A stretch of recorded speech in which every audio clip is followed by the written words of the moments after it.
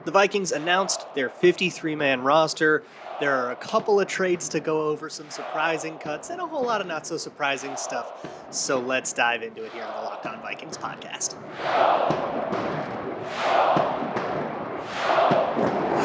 Ooh-wee! You are Locked On Vikings, your daily Minnesota Vikings podcast. Part of the Locked On Podcast Network, your team every day. Welcome, everybody, to another episode of the Locked On Vikings podcast, part of the Locked On Podcast Network, your team every day. As always, I'm your host, your pal, and the kid you copied off in math class. My name is Luke Braun. You can find me on Twitter at LukeBraunNFL. Show is on Twitter at Locked On Vikings. Thank you so much for making Locked On Vikings your first listen of the day every single day. Today's episode is brought to you by LinkedIn. LinkedIn Jobs helps you find the candidates you want to talk to faster. Post your job for free at linkedin.com/LockedOnNFL. Today is roster cutdown day, baby. We have a 53-man roster, and it's got some people on it you probably didn't expect, and a whole lot that you probably did. So I want to start this position by position, but first let's talk about the trades.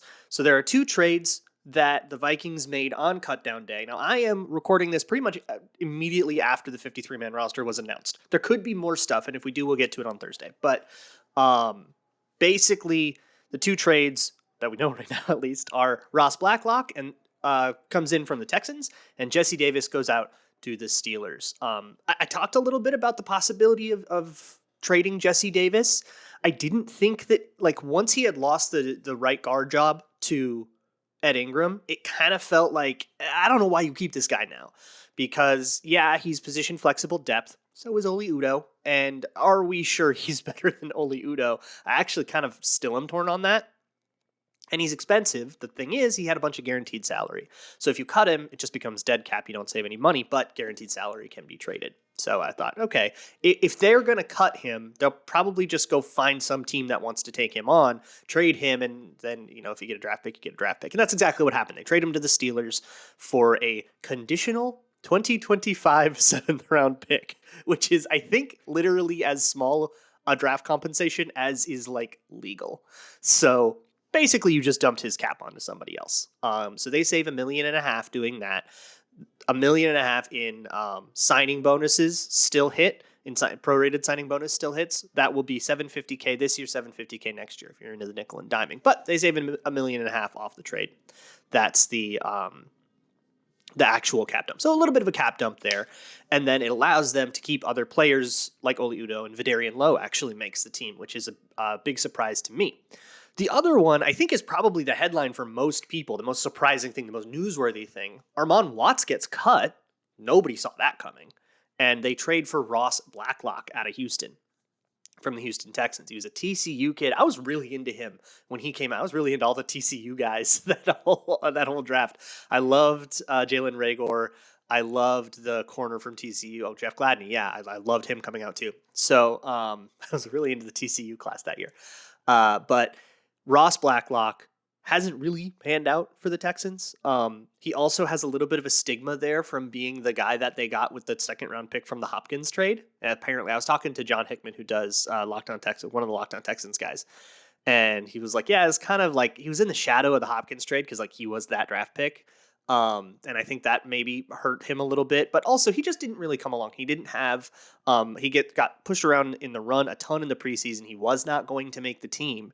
And so the Vikings traded for him for a 6th and 7th-round pick swap, which is, again, kind of the lowest you can get. It's really trivial down there value-wise. They're all pretty much darts. So functionally, both of the draft compensations for these trades are nothing, and this is a lot more about money. Armon Watts carried a $2.5 million cap hit because he got a salary escalator from playing a lot. And so that they cut him instead of paying that $2.5 million. None of it was guaranteed. So they save, or I think all but $42,000 or something was guaranteed.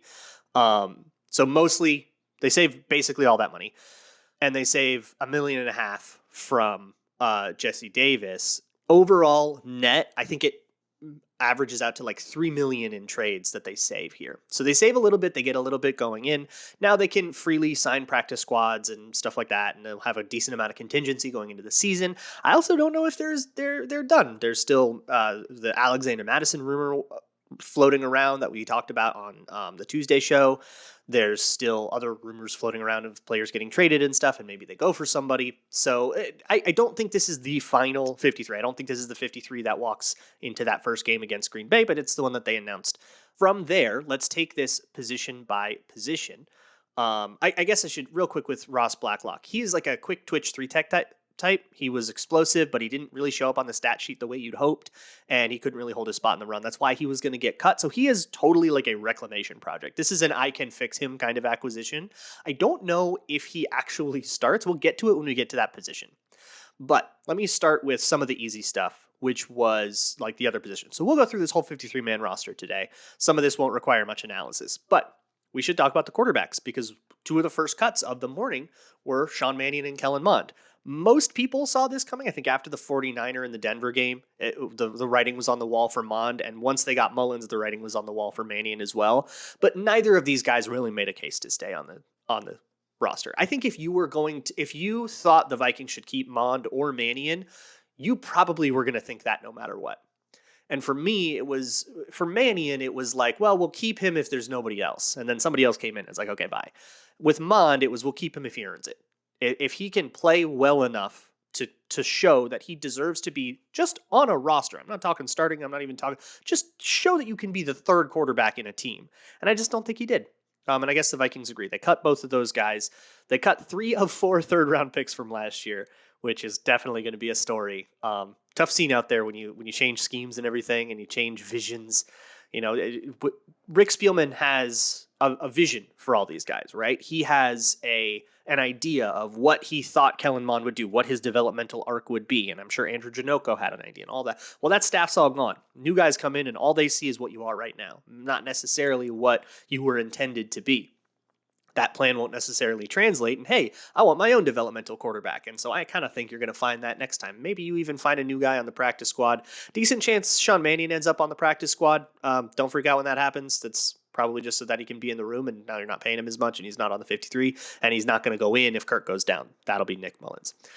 Running backs are pretty easy. We still have those Alexander Madison trade rumors floating around. We'll see if anything comes of that, but otherwise, Dalvin Cook, Madison, Kenny Wangu, Ty Chandler, and some people thought CJ Ham might get cut.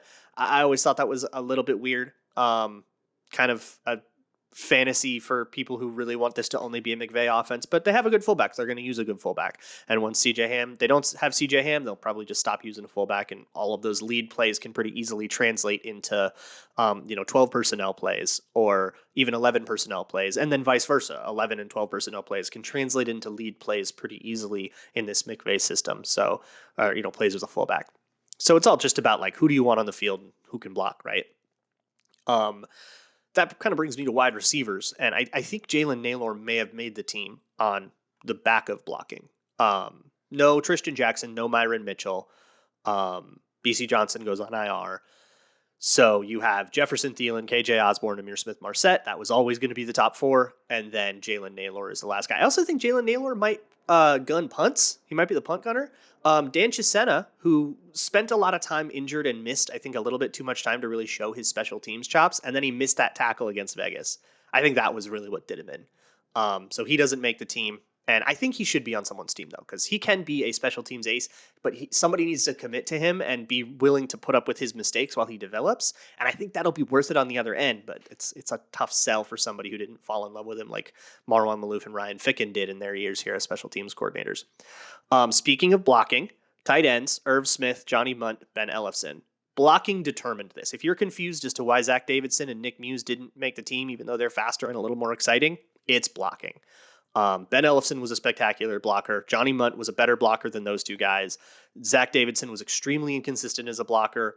I didn't see if Nick Muse did well as a blocker or not, but he had those couple of drops too. Then he wasn't going to make the team, but that's okay. You're on the practice squad for him. He'll do him good, and I can't wait to see him next summer.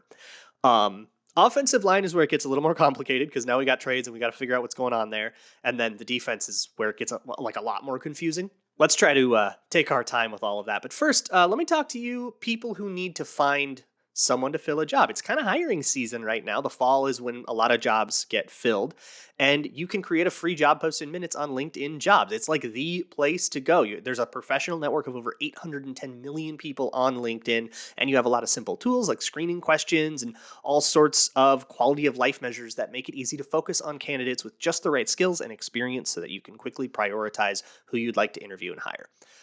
It's why small businesses rate LinkedIn Jobs #1 in delivering quality hires versus leading competitors. LinkedIn Jobs helps you find the candidates you want to talk to faster. Every week, nearly 40 million job seekers visit LinkedIn. So post your job for free at linkedin.com/lockedonnfl. That's linkedin.com/lockedonnfl to post your job for free. Terms and conditions apply. I also want to talk to you about daily fantasy, which is a thing that I hate and it sucks. I don't like daily fantasy. I don't like having to pick a whole team. Sometimes I just have one or two takes on a player and I just want to play a game on those. And that is what Prize Picks can be. It's just, will Kirk Cousins get more or less than 285 passing yards? That kind of thing, instead of having to build a whole team. And if you really want to be a good daily fantasy player, you have to go get all these corner cases and outliers and do 100 different games and hope one of them hits.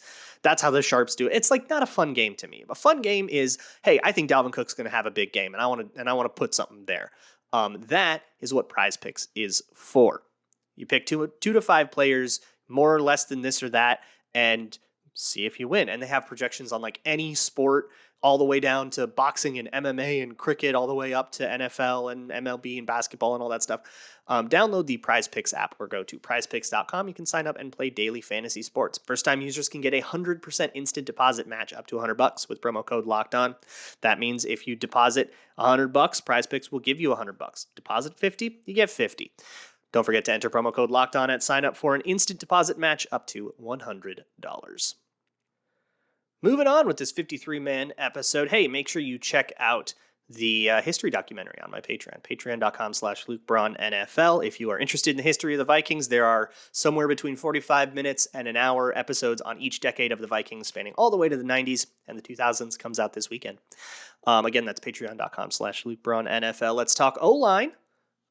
So, obviously, you have your easy starters, Darisaw, Cleveland, Bradbury. We already talked about how Ed Ingram won that starting job. Kevin O'Connell basically said it after the Denver game, and he didn't play in the Denver game, so we knew. And that's why Jesse Davis got traded, and then Brian O'Neill. There's your five. And then as depth, I thought Austin Schlottman, Chris Reed, Blake Brandel, and Oli Udoh. I was really torn on Oli Udoh. I ended up keeping him in my 53, and then, of course, Jesse Davis. Jesse Davis gets traded. I did acknowledge that possibility, but I didn't do trades in my 53-man prediction. And then instead of Jesse Davis, they keep Vidarian Lowe. This one was a surprise to me. I didn't think Lowe played very well, but I will say this is huge for him. He is trying to provide for an entire family, and it changed the entire way that he approached sports. I had a whole episode about it in the summer and wrote an article because his story is really good. And the fact that he made a roster is huge for him and his family. Even if he never plays, even if he's one of those guys that just won't be active on game days, which probably very, very huge to make that roster. And I think after week one, parts of it become guaranteed and stuff, the way the rookie contracts work, really great news for him. I don't know, hard not to be happy about that, even though it makes me wrong. I don't know. I didn't see it, but I guess I didn't watch him that closely in the last game, so maybe I could go back and rewatch that if I wanted to, but whatever, he makes it. The thing is, they've got a lot of tackles right now. Darisaw, O'Neill, Blake Brandel, Oli Udoh, and Vidarian Lowe are all primarily tackles.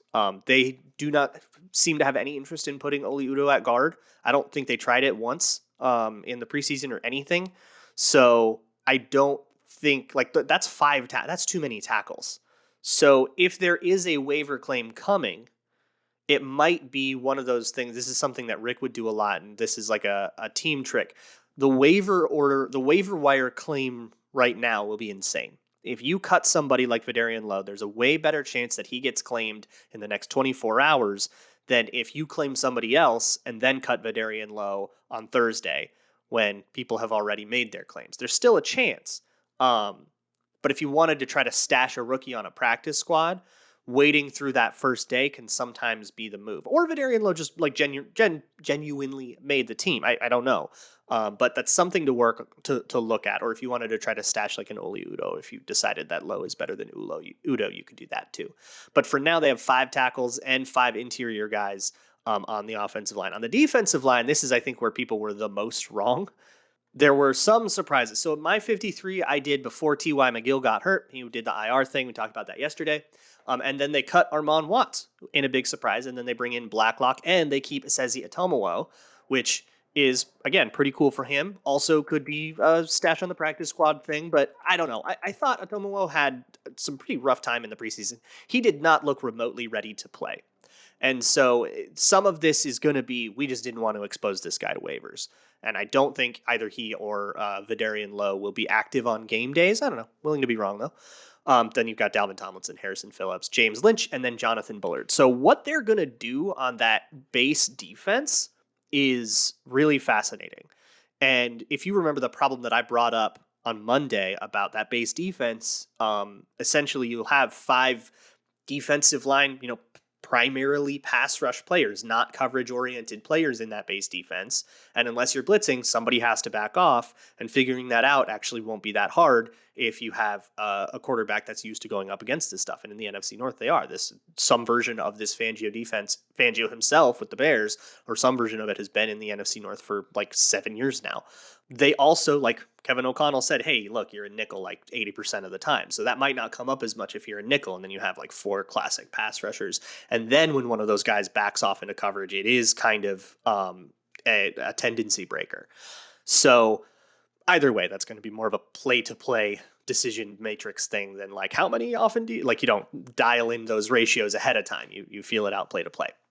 Anyways, I kind of think Jonathan Bullard won a starting job. This is what I'm getting at here. He played really well in the preseason. He didn't play against Denver, and it wasn't a matter of injury. They just sat him and kept him on the roster. They cut Armon Watts to save money, brought in Ross Blacklock. I think Blacklock is worse than Bullard on a very cursory look. I want to double check on that, and I'll let you know if I change my mind here. And obviously, we'll watch it when the plays get made. But I think right now I would rather have Bullard on the field than Blacklock. And so essentially it's, okay, we're going to start Bullard, and then we're not going to pay $2.5 million for a backup. We'll cut him. We'll trade for somebody else that's a little bit more of a backup-sized player on a backup-sized deal, and he's going to cost like $1.3 million this year and $1.7 million next year, and none of it's guaranteed. So that calculus, I guess, makes a little more sense, and it's kind of an efficiency thing. I don't know if I agree with it a lot. It seems a little bit like getting $1 million cheaper and $1 million worse, and I don't really agree with that. But if that cap space is going to be earmarked for something else, if it's going to go off and pay some waiver claim or something like that, then that makes sense, and we should probably wait till it's all together before we judge the whole of the puzzle. But if I had to put a base defense out right now with the 53 that are on the Vikings, I'm going Harrison Phillips, Dalvin Tomlinson, and Jonathan Bullard, with Hunter and Zadarius Smith on the outside, and that's your defensive line. And then, of course, you rotate the Patrick Joneses and the DJ Wanhams and, the James Lynches and all of those guys right now. But I think Bullard actually might have won a starting job. That's, I think, probably the buried lead in all of this. I want to talk about the rest of the defense, the edges, Luigi Villan making the team and all that, and then on Thursday's show, we can talk about practice squad, and I can catch up on whatever other moves I missed, because I'm doing this a little bit earlier than I usually do. But in the meantime, let me talk to you about banking. Overdraft fees can be super annoying. If you are ever in a tough spot, paycheck's coming tomorrow, you need a gallon of gas, and then you overdraft, like a $6 expense can quickly turn into a $36 expense, and that might not be something that you can afford. So avoid that whole thing. Go instead to Dave. You can go to dave.com, and it's a banking app that can help you get up to $500 instantly with extra cash. No interest and no credit check needed. That's DAVE. Sign up for an extra cash account and get up to $500 instantly. You can get the Dave app from the App Store. For terms and conditions, go to dave.com/legal. Instant transfer fees apply. Banking provided by Evolve, member FDIC. Moving on with this 53-man roster, let's go to the outside of the defense, the outside linebackers or the edge rushers, whatever you want to call them. The top 4 were easy: Danielle Hunter, Zadarius Smith, Patrick Jones, and DJ Wanham. I was always a little bit torn on a 5th. And I think I had a hot take that they wouldn't do a fifth or it would be a waiver claim or something. A lot of people had Zach McLeod. He didn't make it. A few people had Janarius Robinson. He didn't make it. And some people had Luigi Villon. And I didn't think Luigi Villon played rosterably at all. And this is not a sneak to the practice squad. There's no explanation. I was just flat out wrong on this one, y'all. They just liked him better than I did. And that's okay. The thing I want to look at a little more closely is pass rushing. Maybe he had a little bit more pressure than I noticed, and that would be it. And maybe he did a little bit better as a pass rusher. A lot of people spoke really highly of him. There was a huge bidding war over him as a pass rusher, as an undrafted rookie. And he was just stuck behind like Aiden Hutchinson at Michigan. That was kind of his story. It was very similar to Jalen Holmes, who was stuck behind like Bosa's. And it's just, well, you didn't get any snaps, but there was a Bosa in front of you, so that's kind of understandable. Let's give you a shot. And it was kind of the same thing at Michigan this year. So he makes the roster. I think he made it outright and he earned it. And I do think they needed 5 linebackers. Going into the season with 4 would have been weird. I kind of thought it would be somebody else. But no, Luigi Villon just makes the team. Good for him. At linebacker, I got one wrong there too. I had Blake Lynch as the 4th guy. Obviously, Kendricks, Hicks, and Asamoah are going to be your top 3, and then it was a matter of Troy Dye or Blake Lynch. I thought Blake Lynch made it, but they seem to really be prioritizing these smaller, faster linebackers. Troy Dye has a little bit more range. He's made more in the mold of Asamoah. Thought he made a lot of mistakes in preseason, but he did pull it together in the last couple of games. So I can kind of see, like, in hindsight now, it's like, okay, that's what they were looking at, and that probably mattered to them more than it mattered to me, and that's why they kept him. I'll say I disagree with the move, but I do think Troy Dye can turn something around. He makes too many mistakes right now, and he needs to be more consistent, but that is the kind of thing that you can maybe get better at over time. Cornerbacks were pretty easy. You had Patrick Peterson, Cameron Dantzler, Shandon Sullivan, Andrew Booth, and Evans. Obviously, you're not going to cut the rookies. And then it was kind of a matter of, okay, who gets that 6th spot and is there a 7th? And it was Perry Nickerson or Nate Hairston or Chris Boyd. I was pretty comfortable saying it was Chris Boyd. I thought he had a pretty good preseason. There was the one, I think a lot of people blamed him for that busted coverage against Denver. I really don't think that was on him. I think he played cover 2, and so he passed the guy off. There was no safety there to pick him up because the safety did something wrong, and then he was the one that looked like he was chasing it. But I don't think that makes it his fault. And then I also think that Hairston and Nickerson both gave up like a ton of catches. I think those guys had really bad camps. That said, one or maybe even both of those guys probably ends up on the practice squad. And this is going to be kind of what the practice squad is for. Because right now they do not have a backup Shandon Sullivan. They don't have a backup slot corner. If Sullivan goes down, my guess for what happens is that they will have a safety. They'll just live in 3 safety for the rest of that game. And they'll have Cam Bynum doing it or something, and that'll be your Band-Aid until the clock hits 0. And then come the next week, they would promote somebody from the practice squad, and it might be Hairston, it might be Nickerson. Shoot, it could be somebody that we've never even heard of. And that's definitely an option, is somebody on the practice squad that somebody else cut that's better than Hairston and Nickerson. I think both those guys struggled pretty hard this preseason. Safety was pretty easy. Harrison Smith, Cam Bynum, Lewis Seen, Josh Metellus. Miles Dorn made it a little spicy at the end there with a really good game against Denver, but not quite enough. Too little, too late. But again, that's another practice squad guy. One of these dudes goes down. The Vikings want to live in a lot of 3 safety. Shoot, they even did 4 safety in the preseason. That might have been a ruse, but something like they're going to want more depth there. So I would probably project Miles Dorn or at least somebody at safety on the practice squad. And then the specialists were easy. Greg Joseph, Andrew DePaolo, Ryan Wright. That was already set in stone. So we'll see if any other moves happen here. I'm going to put this podcast up as quickly as I can get it edited. And then we'll talk. The next time we'll talk will be Thursday. So if it's Wednesday morning, hello, it's been Roster Cuts. And if you saw news that I haven't yet, we'll talk about it next time. I'll see you all then. And as always, Skol.